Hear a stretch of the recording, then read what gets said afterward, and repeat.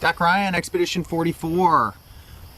We're on a series of hermeneutics, and I've mentioned several different types of Old Testament word plays, and I don't want to just limit it to the Old Testament. We see this in the New Testament, but I love this kind of thinking. My wife and I were Scrabble addicts back when we had the time before kids and everything else hit, just to kind of sit around and play with each other. And we'd play Scrabble all the time, and I just loved learning new words and seeing how they work together and even knowing what they meant. Some people don't care what they mean in Scrabble, if they're just legal or not, they love them. So I really got into it, and I actually proposed to my wife over a Scrabble board spelling "marry me." So this is one of those things that kind of hits really close to me, and actually one of the things that really led me to love the Hebrew language and trying to decipher it was trying to figure out all the different word plays and what they meant. So as I've mentioned in this hermeneutic series before, there's all kinds of plays on words in the Bible, but particularly in the Old Testament. You have alliteration, acrostics, parables, similes, metaphors, hyperboles, gematria, and that's just the short list. But the one that I'm going to spend a little bit of time on today is the pun. And so, well, the first question is, you ask, what is a pun? Well, a pun is a tongue-in-cheek kind of laughing, joking way of saying things. Usually it's relative to the culture and the language that they're in, but a lot of times in the whole Old Testament, these span the course of hundreds, if not thousands of years where they were common in speech. And it was because they were often used in literary forms that most people think that they stuck around that long. So it might be funny, it might kind of be a political act. I think the closest thing we have today are little cartoons that people write that kind of poke fun at things. That's the closest thing we probably have to a pun, but we do see these still in our language here and there. So let's dive in and see what some of these forms are, particularly in Hebrew, that might get lost over translation or into our common westernized thinking. Many people believe that the first 3 words of Genesis was built around alliteration so that they would sound the same. And we see sometimes how the writers would either creatively think of words that might be able to work together like that, or possibly maybe even use a lesser word, something that sort of fit it, just to make it work into a wordplay. That was pretty common. The other thing we have is names. Now, names are very important in Hebrew. They actually typically meant something. Sometimes they were God-given, and people wouldn't really understand the meaning behind the name until much later in life, and sometimes they even thought, did we miss it? That's kind of the story with Abraham, of trying to, do it on his own, even though God had a plan there. And so possibly sometimes people might have missed the ball and never figured out why they were supposed to have this name. But throughout the scripture we see this. It's Adam is kind of a word play on the word for ground. We have Eve for life. We have Cain, which was to get.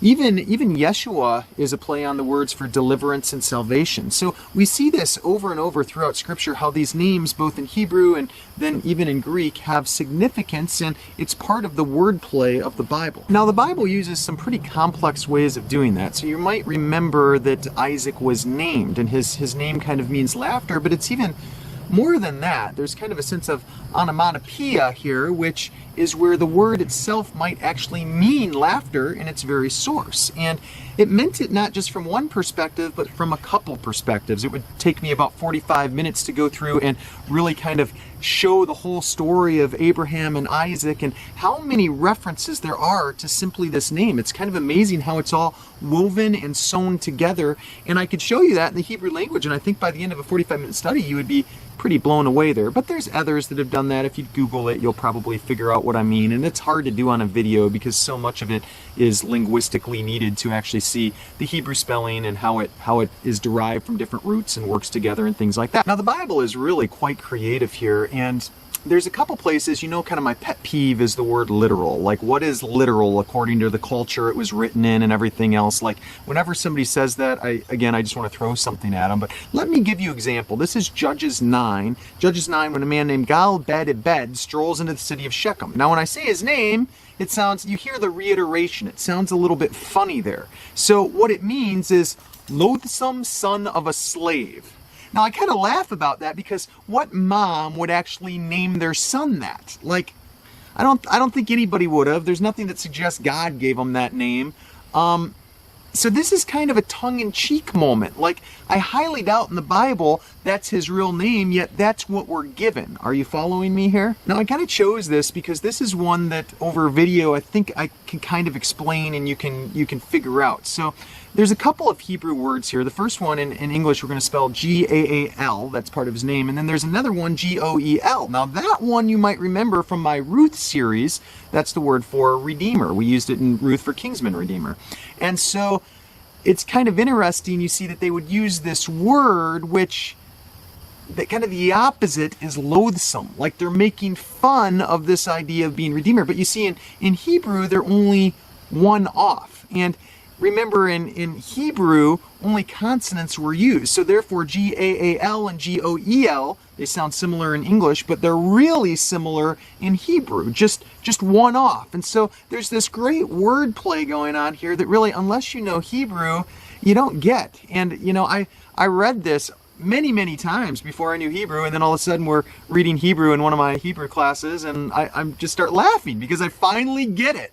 Now, there's so much of this in the Bible, and there's a lot of this in English, too. So if you're paying attention in 9th grade English class, some of this is going to sound familiar. So there's heterographs, which is a different spelling and meaning, like the number 2 or T-O-O. They kind of sound the same, but they have very different meanings. And then you have homonyms, which are different meanings, but they're identical words. And so you kind of might get like tired, a car wheel, or I feel tired. And then we have heteronyms, which is different pronunciation and really different meanings at the same time. And so you can have like a desert, which is a barren, dry place, or you can, you know, have a deserted island, meaning there's no one there. So it's a little bit different pronunciation, maybe vowel sounds, different consonants, things like that. And then you have a synonym, which is different spelling and pronunciations at the same time. And we have a lot of those words too. So when you get back in Hebrew and you're looking at puns and word plays,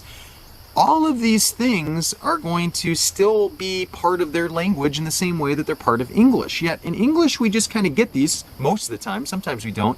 But in Hebrew, if you don't really know the language, and even when you know a lot of the language, you still miss some of these. So let me help you with this one. Jeremiah 1:11.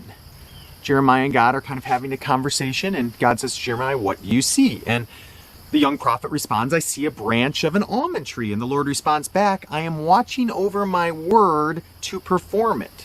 So the word for almond tree and the word for watching in Hebrew, it's extremely similar. So you see, this is kind of a tongue-in-cheek word play that since the almond tree was going to be the first to bud in the spring, this was God's way, using a pun, of saying this is imminent. This is going to happen. So these words are homographs. They look the same, but they're pronounced slightly differently. And in the Hebrew language, we see this all over the place. Now, was it the best word to use? There may have been a better word in Hebrew, but it's just such a beautiful way of writing to make these things. But occasionally you get to a translation and you read something and you go, that's just weird. And usually when you get to a that's just weird moment, it's probably because there's something going on in the language in the form of a word play that in our English language is just weird or doesn't make sense.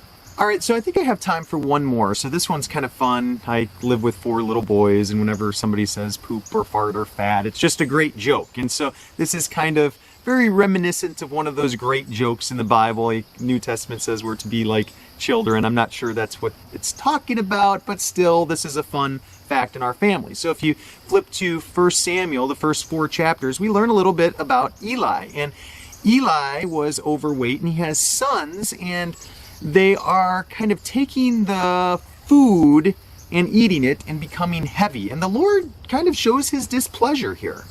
Now later, when Eli dies, he falls backwards off the chair and breaks his neck. And it's really interesting that the narrator brings a really neat wordplay into this. He uses this word for heavy that's going to have the same root word as honor. Now, I've mentioned before that all these words are connected by roots, and when you see these connections, you say, okay, somehow there's something going on here. So you look at these words and they're connected, and so what it shows is this very eloquent way of writing that's going to say essentially that because he was heavy, he was also without honor before the Lord for those sins that he committed. So there's this really cool thing going on between stolen sacrificial meat and lack of honor, but it doesn't just stop there. There's more. This is really cool. So Eli passes away, and after he passes away, his daughter gives birth and has a son named Ichabod. Now, if you remember the word for honor, that can also be translated glory. And Ichabod is a word that can mean no glory. So we continue this connection of words, how they're playing over and with each other over the course of time. So we have this name that means no glory, or where is the glory? And then slightly after this, we're wondering how all this fits out. Then 1 Samuel 4:21, we get to this, and it says, the glory has departed from Israel. Wow, so it's still connecting the sins of Eli, going through generations to see the result through a Hebrew wordplay that, again, if you don't understand the Hebrew, you still get the message, but not nearly as eloquently. So did you follow that whole story of wordplay? Let me just spell it out. Are you ready for this? We realize that the story is telling us that because Eli made himself heavy and did not honor, similar word, the Lord, the glory departed from Israel.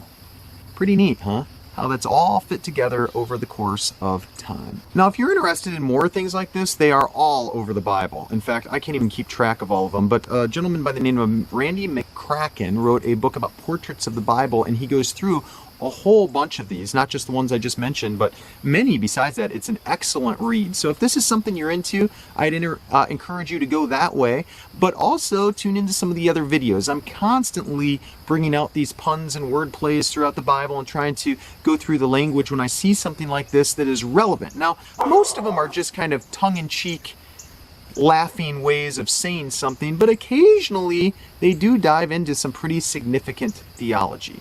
I hope you enjoyed this wordplay pun look at the Bible. May God bless you and keep you.